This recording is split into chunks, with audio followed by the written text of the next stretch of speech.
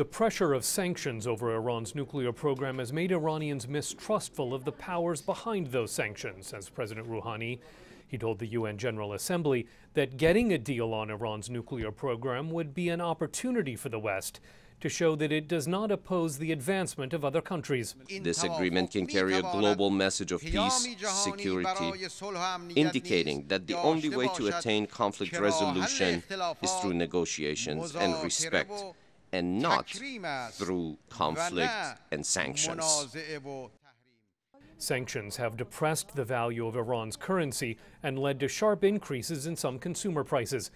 In an interview with VOA, the chief U.S. negotiator in these talks, Undersecretary of State for Political Affairs Wendy Sherman, said sanctions relief will benefit all Iranians. As soon as we suspend our major sanctions, which will happen very early in an agreement, the world will flood into Iran. Many international delegations have already been to Iran, and so they will begin to see what they can do.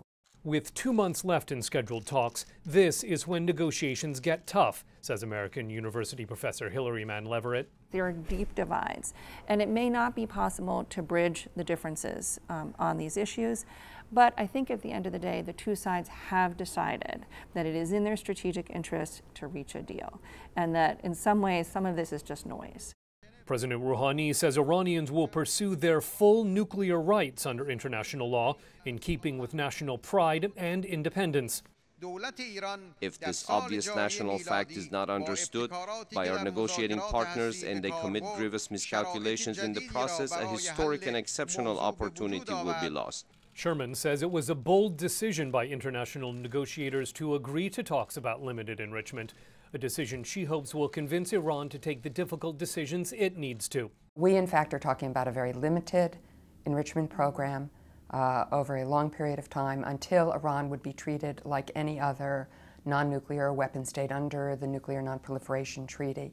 In these talks, Iran benefits from an international community distracted by Russia's invasion of Ukraine and by fighting Islamic State militants, says American University professor Akbar Ahmed. So the last thing the West needs is another major crisis with another Middle East country, and in this case, a major Middle East country, that is Iran. So I think in this environment, with the West distracted, with so many crises bubbling in the Middle East, Iran may just go for the home run.